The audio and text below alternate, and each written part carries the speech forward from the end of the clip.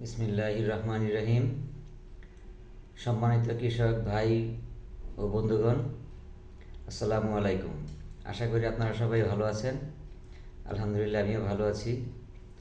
তো আজকে আপনাদের মাঝে পরামর্শমূলক আরেকটি ভিডিও নিয়ে আসছি। আমার আজকের ভিডিওর বিষয়বস্তু নতুন উদ্যোক্তা। তো সারা দেশে ৬৮,০০০ গ্রামের যে যেখানে আছেন, আপনারা নতুন উদ্যোক্তা হবেন এরকম চিন্তাভাবনা করেছেন, হতে পারেন। উদ্যোক্তা হবেন, এটা ভালো জিনিস, এটা খুব ভালো একটা চিন্তাভাবনা। আমি মনে করি দেশের প্রায় প্রত্যেকটা এলাকায়, প্রত্যেকটা পরিবার থেকে অন্তত একজন করে হলেও উদ্যোক্তা হওয়া প্রয়োজন। চাকরির দাসত্ব থেকে উদ্যোক্তা হয়ে যদি আপনারা কিছু করতে পারেন, সেটা অনেক ভালো।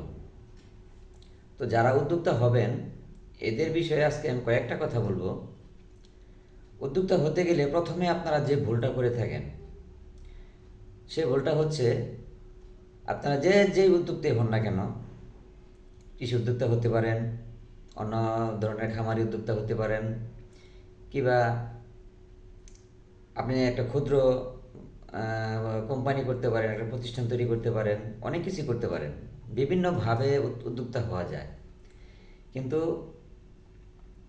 যেটা শুরুতে বলতে চেয়েছি, যে উদ্যোক্তা হতে গেলে যে ভুলটা আপনারা করে থাকেন সেটা হচ্ছে, যারা অনভিজ্ঞ তারা শুধুমাত্র ইউটিউব অথবা ফেসবুকের কিছু প্রতিবেদন দেখে তারা সরাসরি হুটহাট করে উদ্যোগ নিয়ে ফেলেন এবং সেই অনুযায়ী তারা বিনিয়োগ করেন।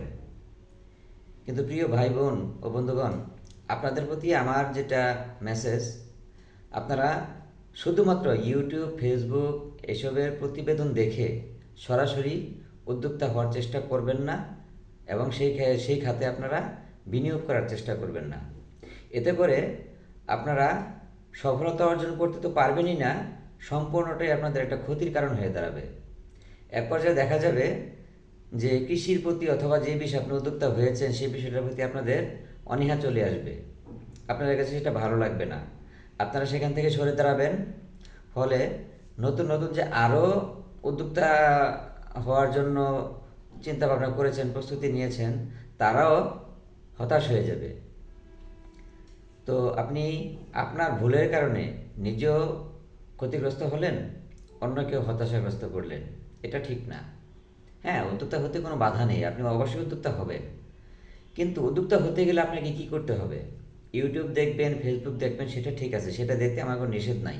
আমিও ইউটিউবে ভিডিও বানাই, আমিও ফেসবুকে ভিডিও বানাই, তো সেগুলো তো দেখতেই হবে। আপনারা ইউটিউব অথবা ফেসবুক বা অন্য যে কোনো মাধ্যমে যে প্রতিবেদনগুলো দেখবেন, যে ভিডিওগুলো দেখবেন, সেইগুলো থেকে আপনারা জাস্ট একটা ধারণা নেবেন, শুধুমাত্র একটা ধারণা নেবেন। সেই ধারণাটা নিয়ে আপনারা চিন্তা ভাবনা করবেন যে আপনি যতগুলো বিষয় নিয়ে ভিডিওগুলো দেখছেন, এর মধ্যে কোনটা আপনার জন্য শ্রেয়, কোনটা আপনি ভালো করতে পারবেন। আপনি সেই ধারণাগুলো নেবেন, সরাসরি আপনারা সেই অনুযায়ী কাজ শুরু করবেন না। এখন কাজ শুরু করতে গেলে আপনাদের কি করতে হবে? আপনি যে বিষয়ে উদ্যোক্তা হবেন সেই বিষয়ে অবশ্যই আপনাকে প্রশিক্ষণ নিতে হবে। সেই প্রশিক্ষণটা কার কাছ থেকে নেবেন? আপনি যে বিষয়ে উদ্যোক্তা হবেন সেই বিষয়ে সারা দেশে বিভিন্ন অঞ্চলে, বিভিন্ন জায়গায়, বিভিন্ন প্রতিষ্ঠানে অনেক কনসালটেন্ট আছে, অনেক বিশেষজ্ঞ আছে, যাদের মুখোমুখি আপনাকে হতে হবে, যাদের কাছ থেকে আপনি প্রশিক্ষণ নেবেন, যাদের সহযোগিতা নেবেন, তারপরে আপনি আপনার কাজ শুরু করেন। এতে করে আপনি সফলতা অর্জন করতে পারবেন এবং আপনাকে দেখে আপনার আশেপাশে যারা আছে এরাও অনুপ্রাণিত হবে, এরাও উদ্যোক্তা হওয়ার জন্য উদ্যোগ নিবে, চেষ্টা করবে। সুতরাং বুঝতেই পারছেন আমার মেসেজটা আমি কি আপনাদেরকে বোঝাতে চেয়েছি। শুধুমাত্র ইউটিউবের প্রতিবেদন অথবা ভিডিও দেখে আপনারা সরাসরি বিনিয়োগ করবেন না। কেননা একটা ব্যবসা অথবা যে কোনো একটা কাজ মানুষকে যতটা দিতে পারে ঠিক ততটাই নিতে পারে। আপনি যদি ভুল ক্রমে অনভিজ্ঞতাবশত কোনো কাজ করে থাকেন, অবশ্যই সেখানে আপনাদেরকে ক্ষতির সম্মুখীন হতেই হবে, এতে কোনো সন্দেহ নাই। কাকতালীয়ভাবে হয়তোবা দুই একজন সফলতা অর্জন করতে পারে অনভিজ্ঞ হয়ে কোনো কাজ করে, কিন্তু সেটা কজন? লাখে অথবা কোটিতে একজন হতে পারে, দুজন হতে পারে, এর বেশি হতে পারে না। সুতরাং অস্বাভাবিক কোনো কিছু নিয়ে জীবনের উপর বড় ধরনের কোনো চিন্তা করা যাবে না। আপনার কর্মের উপর কোনো চিন্তা করা যাবে না। আপনারা যে যা কিছুই করেন না কেন সবসময় আপনাদেরকে স্বাভাবিক চিন্তাভাবনায় এগোতে হবে, স্বাভাবিক চিন্তাভাবনা নিয়ে কাজ করতে হবে, অস্বাভাবিক চিন্তাভাবনা নিয়ে নয়। আরেকটা কথা আমি বলি, বিশেষ করে আমাদের দেশে কৃষি প্রেক্ষাপটটা বর্তমানে খুব ভালো ভূমিকা রাখছে। অনেক তরুণ উদ্যোক্তা আছেন যারা নতুন উদ্যোগ নিয়ে কৃষি শুরু করেছেন, বিভিন্ন চাষবাস করছেন, বিভিন্ন খামার করছেন, মৎস্য খামার করছেন, পোলট্রি করছেন, গরুর খামার করছেন, ছাগলের খামার করছেন, বিভিন্নভাবে মানুষ কিছু না কিছু করছেন, করে অনেকে সফলতা অর্জন করছেন। এবং অনেকে আছেন ওই যে শুরুতে যেটা বলেছি, একদম ব্যর্থ হয়ে, নিরাশ হয়ে, হতাশ হয়ে এরা হাত পা গুটিয়ে বসে আছেন। যে টাকা, যে সময়, যে পরিশ্রম তারা বিনিয়োগ করেছেন, এখানে দিয়েছেন, এর কোনো কিছুই আপনারা অর্জন করতে পারেন নাই, সম্পূর্ণটাই ব্যর্থ। এর পিছনে একটাই কারণ, আপনারা অনভিজ্ঞ।